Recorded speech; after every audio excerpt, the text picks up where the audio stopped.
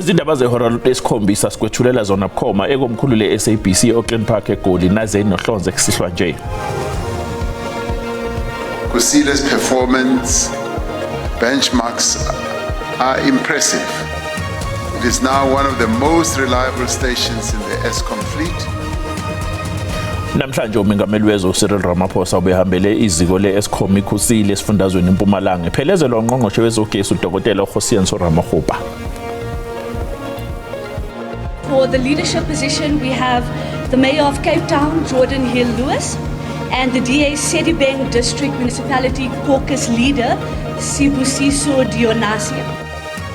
Konke sekumngomumo ngaphambi kokuqala kwengqungquthela ye-DA yokuqoka ubuholi kule mpelasonto eMidrand enyakatho yeGoli. Kulindeleke ithunywe engaphezulu kwenkulungwane 2 kule ngqungquthela.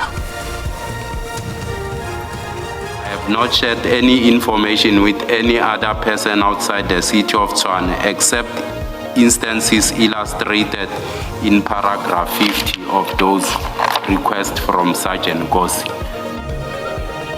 Iphini lenhloko yamaphoyisa omkhandlu udolobha iTshwane uMashi Dlamini uyiqhelelanisile insolweni zokuthi ubengene wagamanqa udabeni lweyinkontileka zamathenda ezigidi zamarandi. Nina bakambombo omnyama uvemvane likaphunga noMageba uvemvane olumabalazi ibhadi ngibe ngiyalithintela haqabala libumbenele emkhothi ihora uza kwethu sitolikela ngolwimi lwempawu usinoviyo Fihlane angihlale kuzona ithonto mbukeli nazi indaba.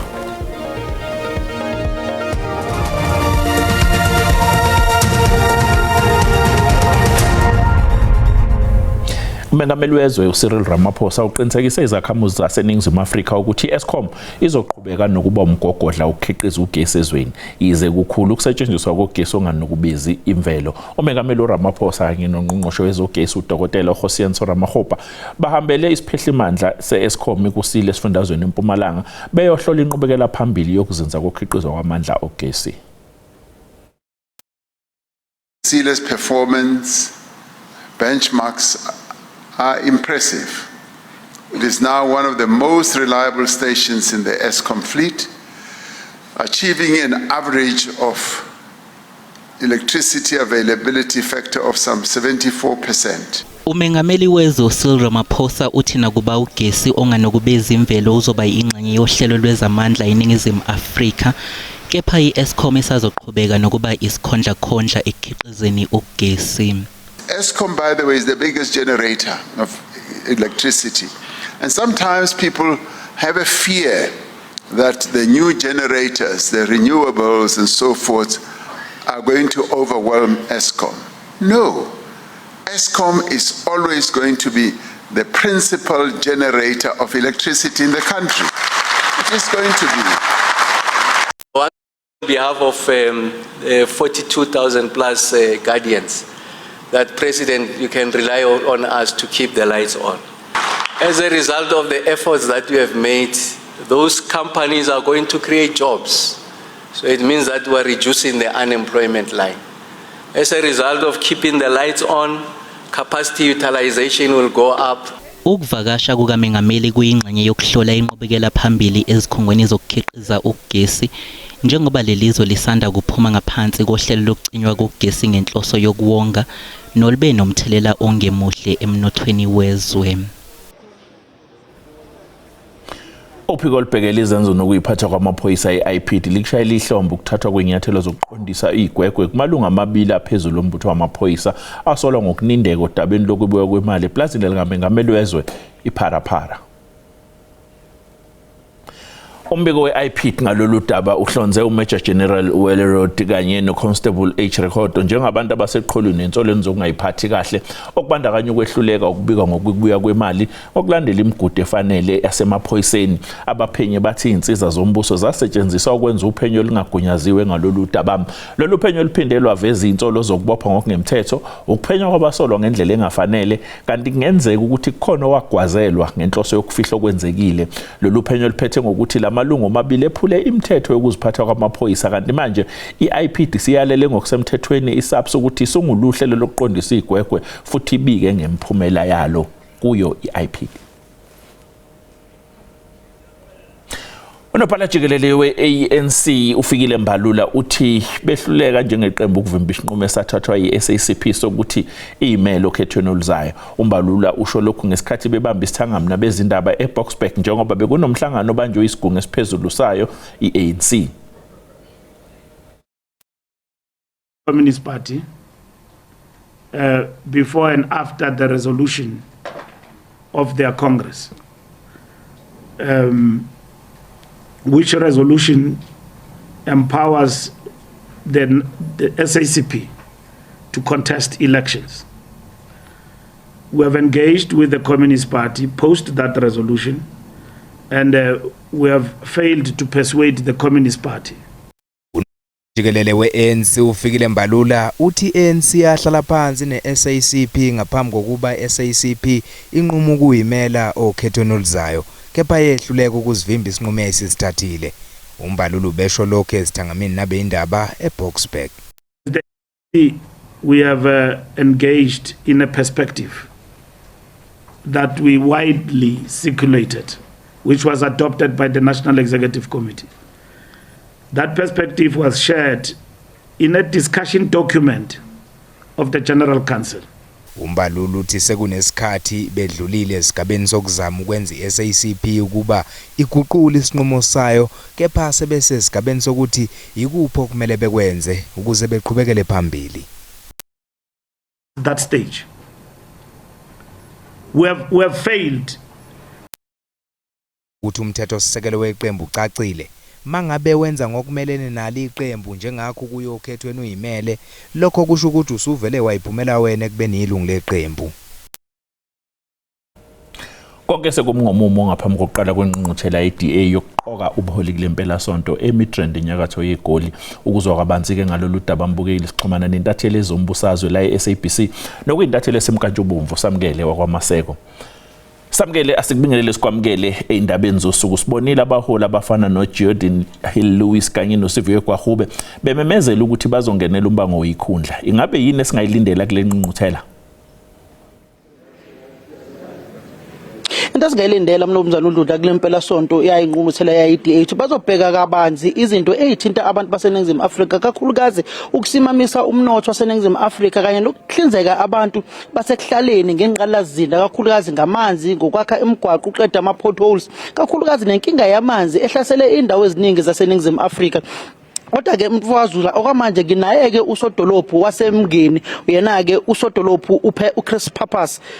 Mayor Pappas, sibheka nje lempela sonto nilindelene njengamalungu e-DA kakhulukazi ekuhlinzekeni abantu base-South Africa ngenqalazinda ngamanzi kanye nogesi. Ngiyabonga kakhulu banani namhlanje. Ngicabanga ukuthi after every 3 years la njenge-Democratic Alliance kuhle ukuhlangana njengamalungu sizoxoxa indaba zase-South Africa, sizoxoxa indaba zenhlangano sithi cha senza kahle noma singenza kangcono. So kuhle ukuthi namhlanje mawubheka lencwadi le ama-resolution akhona amaningi akhuluma nge-local government, akhuluma ukuthuthukisa endaweni zasemakhaya. i-DA vele iyaziyo ukuthi masikhuluma ngendawo zasemakhaya noma uhulumeni wasemakhaya siyasebenza ngempela imikhandlo yethu iyona ehamba phambili. So njengoba siya ku-2026 local government elections siyazi ukuthi lokho kusoxoxa namhlanje noma ngempela sonto kubalulekile masikhuluma ngentuthuko, kubalulekile masikhuluma ngekusasa le-South Africa. Mawubheka nje endaweni la uyimeya khona moya kuMpophomeni ubupha budlalubi kulezi indawo yini into eningayenza kakhulukazi wena njengosodolophu waleya ndawo ukuthi yini oyenzayo ukuthi usimamise umnotho wendawo efana nasoMpophomeni namakhaya akuleya ndawo yasemngeni? Yeah, so I think indawo nendawo ihlukile mawukhuluma ngentuthuko. So masikhuluma ngeMpophoma ihlukile nendawo emaphethelweni. Emaphethelweni sikhuluma ngendawo ezamakhosi edinga inqalasizinda njengamanzi, imigwaqo, ugesi, izinto enjalo. Awukwazi ukheya amabhizinisi, awukwazi ukuletha i-investment endaweni enjalo, inqalasizinda ingakwazi ukulekelela noma ingakwazi ukuphatha. Indawo yaseMpophomeni ihlukile kunalezo. Masikhuluma ngeMpophoma abantu bafuna ukubona ukuthi cha kusafe nikuphephile kuleya ndawo, kuhlanzekile. Angeke uvule indawo eyishisanyama noma i-restaurant noma ezoletha abavakashi uma kungcolile mhlawumbe ugesi uma uhamba isikhathi sonke noma akuphephile. So thina umsebenzi siwenzayo lapho number 1 uqinisekise ukuthi kuhlanzekile kuphephile ngoba ama business ayafika njengoba kubona ama shopping center kubona i-development kuleya ndawo. Kwesibili ke siyaqinisekisa ukuthi sibheke phambili okwamanje ne project ya 70 million wamarandi ukufaka i-substation yakhona. Lokhu kuzosiza ukuthi kusasa makufika i-business bafuna ukwakha kuleya ndawo ugesi sizokwazi ukufakela kuleya ndawo noma sikwazi ukuphaka ugesi kuleya ndawo. Lokhu kukhombisa ukuthi cha Impophoma sibheka njengendawo esazo developer futhi nakusasa futhi. Iziphi bapha abaholi be-DA uzobakhethwa ngilempela sonto uhamba noGordon Hill Lewis noma uhamba noloncintisana nayo ku-Federal Council Chair uhamba nobani ozobanika nje ivoti lakho ngilempela sonto? Angithi bathi ivoti imfihlo fanele sifundise abantu basa South Africa mawufika eboxini uzofaka uX wakho lapho uqhubele but cha ngicabanga ukuthi bonke abasefaka isandla sabo phezulu bonke banamakhono ahlukahlukile and ngibefisela bonke inhlanhla laba bazoqhamuka sizobalandela akekho umuntu ngathi cha lo muntu lo uzothatha inhlangano ayise ngemuva ngicabanga ukuthi bonke baqhamuka endaweni ehlukile bane-experience ehlukile laba bazoqhamuka sizoba supporta ukuthatha inhlangano iye phambili. Umngeni nizowina ngale lolu khetho lohulumeni basekhaya elizayo nizowina ninodwa ningabusi namanye amaqembu? Awu baba kufanele ubonile ukuthi sisebenze kanjani lapha but yes seriously ngicabanga ukuthi yebo sizowina inhlangano yethu yakhula endaweni uma ubona ipercentage yethu endaweni lapho besingathola amavoti before sikhulile ngempela iresult ka2024 sakhula ngamavoti awu2500 umkhandlu uwonke. Lokho kuyakhombisa ukuthi cha uma usebenzela abantu uyeke ipolitiki eceleni masikhuluma ngohulumeni wasemakhaya cha abantu bazokuthemba bazokunikela inithuba so siyathemba ukuthi bazosinika and sine show ukuthi sangena futhi. Sibonge umnumzana uPhapaso oyena ke imeya yasemngeni akade khuluma nathi naye oyilunga ke layo iDA uzobe vota ke naye ngalempela sonto uthi hayi ivoti lakhe isifihlo sakhe angeke asho edlangaleleni ukuthi uzohamba nobani. Abantu sebeshilo ke ngazi ukuthi uGordon Hill Lewis okuyena ke umeya womdolobha lase Cape Town engathi uzowina ngamalengiso kuyona impela sonto yalenginguthela kodwa ke isikhundla esibhekeke kakhulu naso esinye isona ke sika Federal Council Chairperson akade siphethe uyena ke uHelen Zila naye osobeka intambo phansi ngale impela sonto. Mbukele bekuyintatheli yendaba ze-SABC kweyithinta umbusazo samukele wakamasekwandi njengoba umbona ubekhuluma nemeya uChris Pappas bekhuluma isiZulu phaqa kanti ke njengamanje sathi gqwe intolo kanti uma ngabe sibuya sizophathela udaba oluthini. To apply for bail and the fact that they've abandoned it now means that the state will continue with the case. Izelamani siyabonga noMalusi Ndimande seyilaxaze isicelo sebhail ecaleni lokubulala uKenan aka Forbes nomngani wakhe uTebelo Tips Mutswane icala lihlehlisele uLesihlanu lizayo.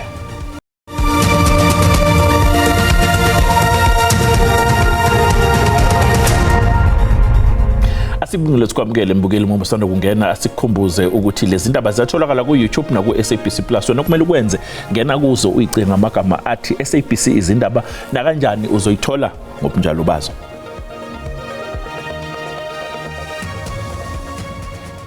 Iphini lenhloko yamaphoyisa omkhandlu udolobha eTshwane uMashi Dlamini uyiqhelanisile insolweni zokuthi ubengene wagamanxa odabini lweinkontileka zamathenda ezigidi zamarandi. uDlamini utshela isithangami sekhomishana ukuthi akahlangene nakancane nezinsolo zomkhonyuvu ophathelene namathenda abhubhudle izigidi zamarandi emkhandlwini eTshwane. I have not assisted directly or indirectly any bidder in respect of tender TMPD 2 2016-17, TMPD 1 24-25 and TMPD 3 24-25. Yeah, move on. Whether I have influenced, facilitated the payment of any service provider, in particular Gubis 85 Solution Ltd. I have not influenced the payment of any company, including Gubis 85. uDlamini uthi nakuba emazo sayitsheni fana inkosi kodwa wenqaba kumelekelela udabeni lwenkontileka yethende lagcina litholwe ngumfowabo omncane kaSayitsheni Nkosi. I refuse to assist Sergeant Nkosi, and instead I advise that helping him with the request will amount to a conflict of interest. Udabeni lwemqingo yamathenda ukuvela ukuthi uDlamini wayeshintshiselana ngayo noNkosi ngaphambi kokuthi kuqokwe izinkampani ezihlomlile. Utshele ikhomishana ukuthi ulwazi ayelwedlulisela kuSayitsheni Nkosi lwaselivele lukhishelwe emphakathini. I have not shared any information with any other person outside the city of Tshwane except instances illustrated in paragraph 50 of those requests from Sergeant Gosi. So the simple answer would be that you have shared the information, albeit you say that it was, for now, say it was public information, but you have shared. Yes. Isithangami sekhomishana sizoqhubeka ngoLwesibili. Izelamanzi akwandimande ezimbili eyamaniswa nokubulawa komculi uKenan Forbes owayedumengela ka-AKA nomngani wakhe uTebelo Tips Mutswana sezisilaxazile isicelo sebhayili. Inkantolo yemantshi eThekwini KwaZulu-Natal bekulindele ukuthi lalela isicelo sebhayili namhlanje nokuyisicelo sikaSiyabonga noMalusi Ndimande. Ngesikhathi begcina ukuvela enkantolo bazisa inkantolo ngomeli wabo ukuthi bazofaka isicelo sebhayili. Emva kokuthi besilaxazile isicelo phambilini, lezelamanzi akwandimande zabuyisa eSwatini nyakenye. uSiyabonga noMalusi Ndimande bavele phambi kwamantshi uEshwin Singh enkantolo kamantshi eThekwini ukuzofaka isicelo sabo sebhayili. Kodwa kunokuthi balwele inkululeko yabo, ummeli wabo uSibusiso Dlamini utshele umantshi uSingh ukuthi bobabili sebeyiyekela ibhayili. Lezelamani ezimbili zibhekene namacala okubulala, ubopha itulo lokubulala ngokunjalo nelokuzama ukubulala. Umbuso uthi ukulungela ukuhlanganisa icala lalaba babili kanye nalabo abanye abahlanu abasolwa ngokubulala uForbes kanye noMutswane enkantolo ephakeme. While it is a court process and that must be adhered to, they do have the right to apply for bail, and the fact that they've abandoned it now means that the state will continue with the case in terms of the indictment. Akubona okokuqala ukuthi labo babili bashaya ingweji ikhwebe enkantolo. Kenyanga endlule ummeli wabo utshela inkantolo ukuthi uzofaka isicelo sokuthi basuswe eKokstad bayiswe ejele laseWestville eThekwini. Isinqumo abasithathile ngokubuka kwami isinqumo esenza ukuthi umuntu ababuke ngokuthi bafuna inqubekela phambili yecala labo nokuthi mhlambe babhekile ukuthi the ball was in their court ukuthi baveze ubufakazi baveze ama exceptional circumstances enkantolo ukusatisfy inkantolo ukuthi the interest of justice ayavuma ukuthi baphumela ngaphandle. Icala lalabalisa ababili kulindele ukuthi liphinde libuyele enkantolo mhla ziyi-17 ku-April. Nalapho kulindele ukuthi banikwe ngokusemthethweni uhlelo amacala bathese wona. Kanti lokhu kuzobe sekuholela ekutheni bahlanganiswe ngokusemthethweni nalabo abanye abahlanu abasolwa nabo enkantolo ephakeme ngaphambi kokuthi kuqala uqulwa kwecala ngoJulayi. Zanele Buthelezi, indaba enza SABC enkantolo kamantshi eThekwini. Umndeni wesishoshovu esasilwela inkululeko nowayunobhala jikelele we-SACP ongasekho uChris Martin Thembisile uthi usathunukala uma ukhumbula usuku lesishoshovu esabulawa ngalo. Namuhla kuhlangana iminyaka engama-33 kwabulawa uChris Hani. uLindiwe Hani ubekhuluma emcimbini wokukhumbula iminyaka engama-33 kwasoconga umholi we-SACP obubanjelwe eMpumalanga. uHani uthi ukuvakashela kwakhe ithuna likayisa muva nje kube nzima, wengeza ngokuthi izikhathi ezifana nalezi azikhulumi ngezikhundla kodwa zimayelana nokubuyela kulokho ayekumele. Every year as a family we have to stand here to try and find something to say that feels worthy of Dedi. Words either shaped by him or by what he stood for. uLindiwe besekhuthaza osopolitiki namaqembu ezombusazwe ukuthi akhumbule kwakungalwelwa izikhundla ngesikhathi sobandlululo. Days like that aren't about positions or presence. They're about coming back to what this man stood for, what he said in his own words. I am not him. I could never be. But I do feel the weight of keeping something of his intact. Not to speak for him, but to make space for him to still be heard. Ungqongqoshe wezemidlalo ubuciko namasiko Gayton Mackenzie ukhuthaze abantu abasha ukuthi bangahambeli kude ezimfundisweni zikaHani. On days like today, I want to thank the young people that are here because that bullet thought it's killing Chris Hani, but it was multiplying Chris Hani. Kusenjalo amakhomanisi asamile esinqumeni sokungenela ukhetho lohulumeni bezindawo oluzayo ngokuzimela.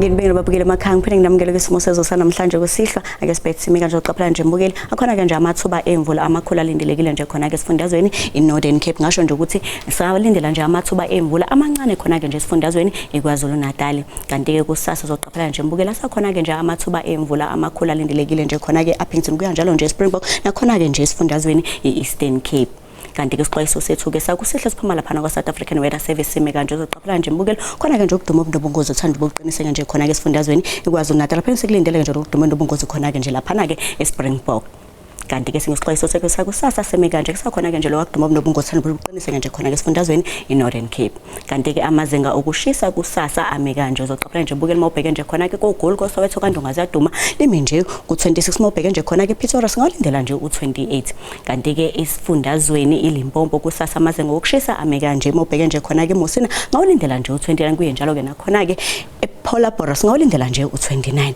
mawubheke nje khona ke esifundazweni iMpumalanga kusasa amazinga okushisa ame kanje esikhukhuza singawulindela nje u30 kuye njalo ke lapha neEmelo ngasho nje ukuthi lifudumele ngawo nje u25 kanti ke esifundazweni iKwaZulu Natal ngasho nje ukuthi liyashisa koThekwini koClermont koMashu ngawo nje u31 kuye njalo ke nje ePortshepstone oShabeni liyashisa nje ngawo u30 kanti ke esifundazweni Eastern Cape amazinga okushisa ame kanje eGqeberha ngasho nje ukuthi lifudumele ke nje ngawo nje u23 kanti masibheke nje khona ke esifundazweni iWestern Cape amazinga okushisa ame kanje uzoqaphela nje mbukeli mawubheke nje khona ke George ngasho nje ukuthi lipholile nje ngawo u22 kanti ke mawubheke nje khona ke esifundazweni iNorthern Cape amazinga okushisa ame kanje kuyashisa ke nje Upington ngawo nje u27 kuye njalo ke nje eKimberley singawulindela nje u27 kanti ke mawubheke nje khona ke esifundazweni iFree State amazinga okushisa ame kanje eBethlehem singawulindela nje u24 kuye njalo ke nje eWelcome singawulindela nje u27 kanti ke mawubheke nje khona ke esifundazweni iNorthwest amazinga okushisa ame kanje mawubheke nje khona ke Rustenburg ngasho nje lime nje ku29 kanti ke nakhona ke nje Mahikeng liyashisa nje ngawo nje u28 ngisibeka lapho ke isimo sezulu sanamhlanje kusihlwa mina ke ngintombi kaMadlamini olangilihle ngoba libalele ngithi konke kufeziwe.